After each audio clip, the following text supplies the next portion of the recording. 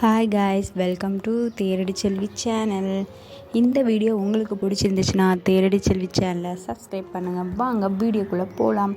இது இன்றைக்கி ஒரு ஃபங்க்ஷன் தான். எங்கள் சித்தி பொண்ணு ஏஜ் அட்டன் பண்ணிட்டா.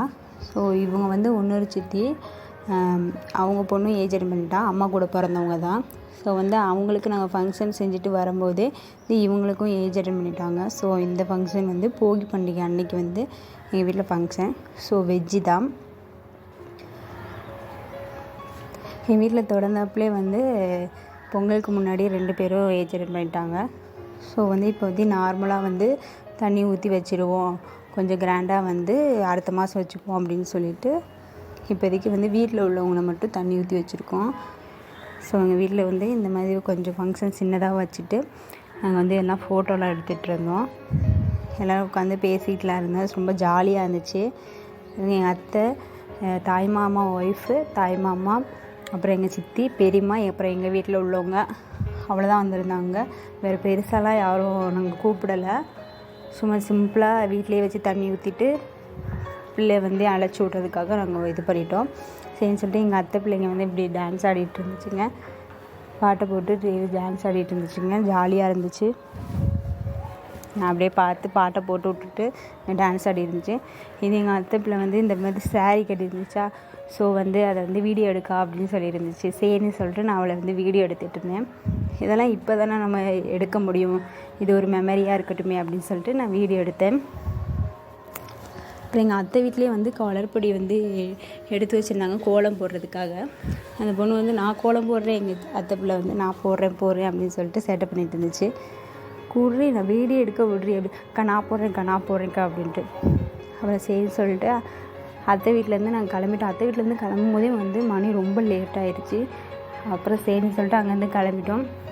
பொங்கல் அன்றைக்கி நாங்கள் சாமி கும்பிட்றதுக்காக சரின்னு சொல்லிட்டு கடையில் கொஞ்சம் வளையல், அப்புறமேட்டுக்கு செயின் இதெல்லாம் வாங்கணும் அப்படின்னு சொல்லிட்டு அம்மா வளையல் கடைக்கு வந்திருந்தாங்க. சரின்னு சொல்லிட்டு அங்கேருந்து வளையல் இதெல்லாம் பார்த்துட்டு இருந்தாங்க. அவங்க கோலமாவெலாம் வச்சுருந்தாங்க. சரி சொல்லிட்டு சும்மா அந்த கடையை எடுத்துகிட்டு இருந்தேன்.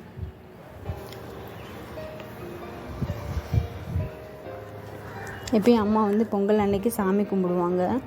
ஸோ இந்த வாட்டி எனக்கு வளையல் எடுத்து கொடுப்போம் அப்படின்னு சொல்லிட்டு சரின்னு சொல்லிட்டு வளையல் எடுத்துருந்தாங்க. அப்புறம் சாரீ, ப்ளவுஸு இதெல்லாம் எடுப்பாங்க அம்மா எப்போயுமே சாமி கும்பிட்றதுக்கு. எடுத்து அம்மா கட்டிக்குவாங்க. ப்ளவுஸ் எனக்கு ஸ்டிச் பண்ண கொடுத்துருவாங்க.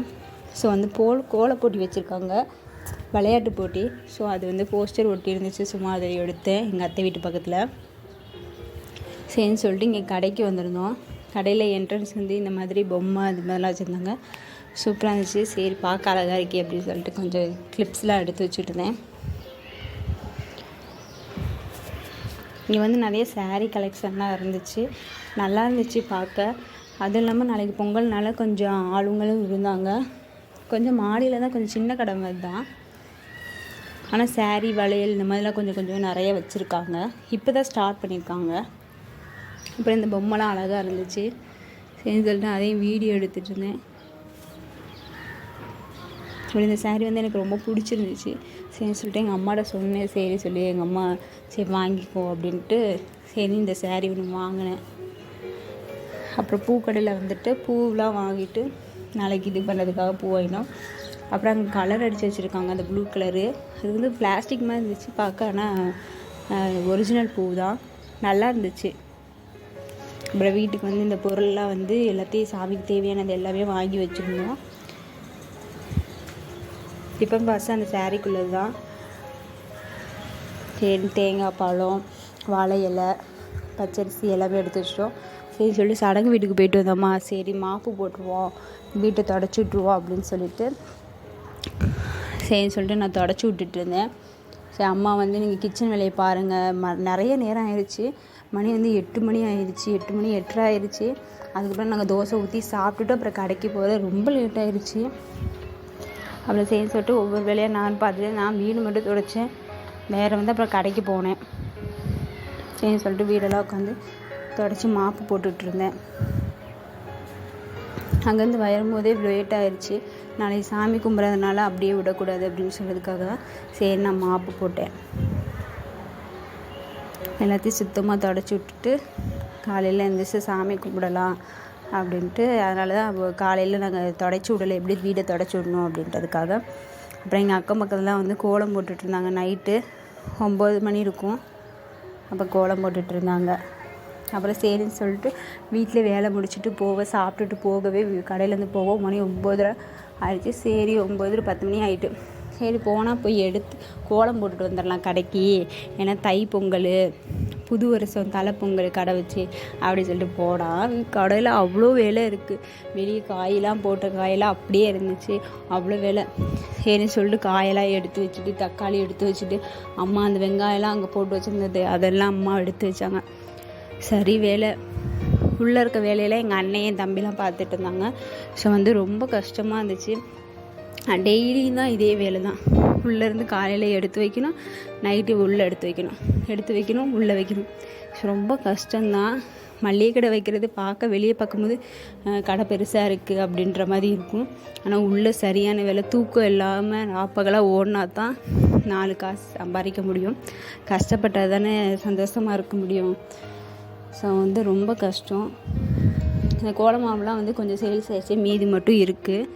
ஸோ வந்து நாங்கள் வந்து இதெல்லாம் எடுத்து வச்சு வரதுக்குள்ளே மணி வந்து 1 மணி 1:30 மணி ஆகிட்டு. வீட்டுக்கு வர்றதுக்கே மணி 1:30 ஆயிடுச்சு. எல்லாத்தையும் எடுத்து வைக்க 11 மணி 12 மணிக்கு கூட வந்து இந்த கோலமாவு, அது பச்சரிசி இதை வந்து வாங்கிட்டு போகிறாங்க. பால் இருக்கா அப்படின்லாம் கேட்டு வாங்கிட்டு போனாங்க. ஸோ ரொம்ப இந்த காயெல்லாம் கொஞ்சம் ஆகிட்டு இதை எடுத்துக்கணும். இந்த கோலம் வந்து நான் தான் போட்டேன்.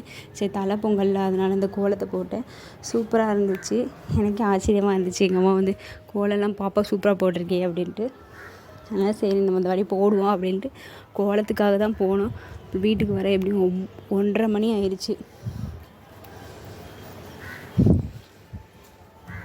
பாருங்க நல்லா இருக்கா இந்த கோலம் வந்து மணி ஆயிடுச்சு அப்படின்னு சொல்லிட்டு போட்டோம்.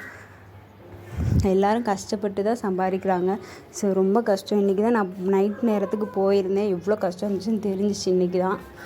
சரி இந்த வீடியோ இதோட முடியுது. இந்த வீடியோ உங்களுக்கு பிடிச்சிருந்துச்சுன்னா தேரடி செல்வி சேனலை சப்ஸ்கிரைப் பண்ணுங்கள். வேறு வீடியோ சந்திப்போம். அனைவருக்கும் ஹாப்பி பொங்கல். பாய்.